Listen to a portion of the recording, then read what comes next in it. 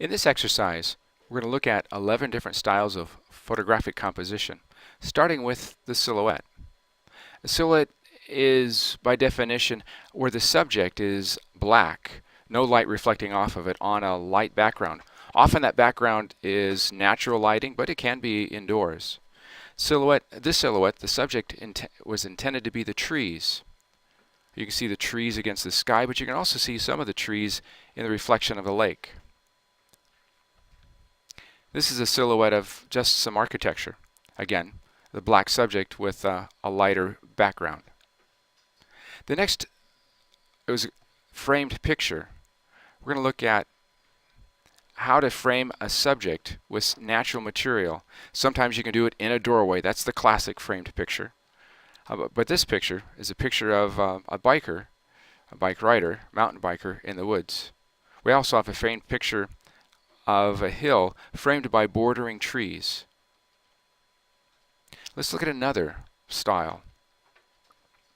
Framed picture of a bird in a tree. You can see there's a branch going up, one across, one down in its natural setting.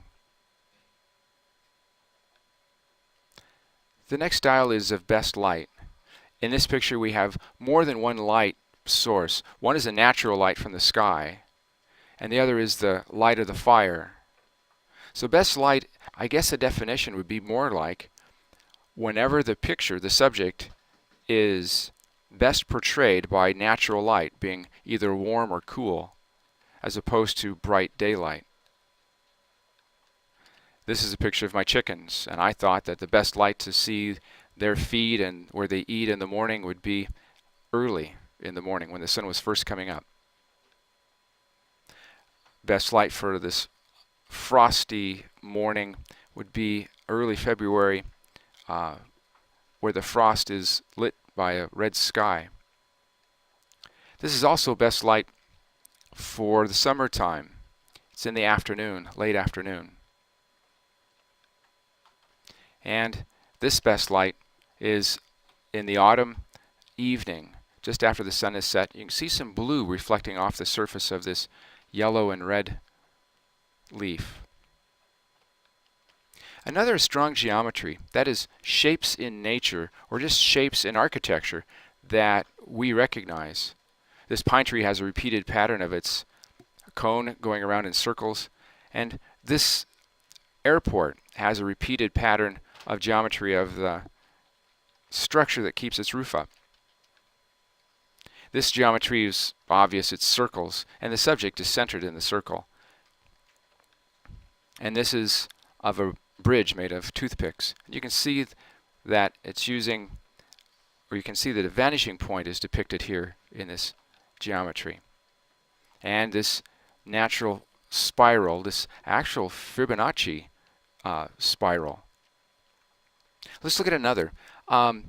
Crop for partial image. That's where you take an existing image and you trim the edges. You crop it down to just the part of the subject you want to see. This is a picture I'd taken out camping. But look what happens when I crop it for just the part of the image that I want to make the subject. Do you see the bird in the upper right-hand corner? That's the subject. This bird is almost on rule of thirds, which we'll talk about in a moment. Another crop for partial image. This image says it all. I don't have to see the rest of the dog or the rest of the yard to see that this is a tense moment. Appropriate background. Think about your picture when you go to some holiday place like Disney World, Disneyland, lining up your family in front of the restroom and taking their picture and say, "This is us at Disneyland." No, you have them stand out in front of the castle or Epcot Center and in their Disney garb, and you take their picture. Well, in this example, I'm taking a picture of the frosted branches, but I wanted to make sure I had Spokane Valley in the background, so it was obvious that this was a picture taken close to home. This is another frosty picture I had taken. It was the first frost of the season, and out of focus in the background is a fixture in my own personal yard that I wanted my family to be able to recognize. Rule of thirds. Rule of thirds is when you divide the picture up into thirds. It's like a tic-tac-toe. And you want your subject to line up on either the vertical or the horizontal lines. So here's an example of rule of thirds. The two subjects would be the man and the dog. Typically it's around the eyes. So the man's head is on the intersection of two rules of thirds, the horizontal and vertical, and the dog's, being centered still, is on the bottom rule of third. Another example is this bee and the bear.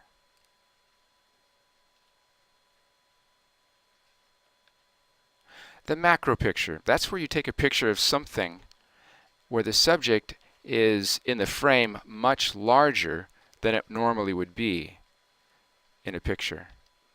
So a macro picture is, think of it as a close-up or a magnification. Depth of field. Depth of field is often done in a macro picture, but it's a process where the subject is the only thing in focus. Elements that are behind the subject are out of focus. Elements that are in front of the subject are out of focus. And it really brings the attention to just the subject. If there was a lot of, well, if everything was in focus and there were a lot of elements in the picture, it's hard to tell what really was the focus. But you can see from these examples, the flower, the maple seeds, and even this first flower is being differentiated from the second one because it's in focus and the second one is not. That's depth of field. And finally, this example of depth of field shows where the spines of this cactus actually come from. So we're not focusing on the tips, even though one or two is in focus. It's where they're mounted on the cactus. Let's look at another, and that is low camera angle.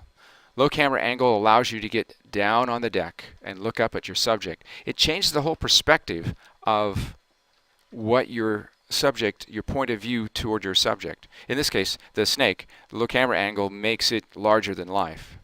Its eye and its nose, this is a rattlesnake from Texas, its eye and its nose are actually above the center of the frame. In the second image, the grass itself was the subject, and the rest could have been more out of focus, but didn't need to be.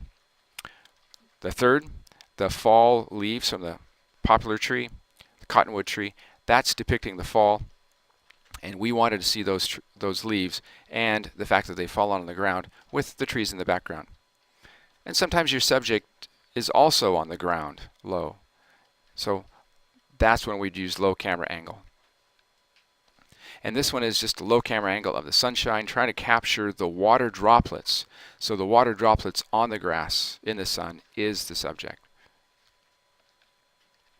Black background. That's where you have a subject that's brightly lit with everything else not being lit. It has a black background. In this case, this orchid, all you can see is the orchid. And you can see some of the fuzz around the edges of the orchid. You see more detail. In fact, it pops, literally pops out of the black background. And in this image, I wanted to capture the steam or the vapor rising from the buttered broccoli.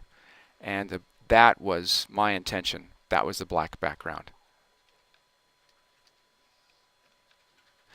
Sometimes we use the background just to make sure we can see all of the elements of something so it's not lost in the background.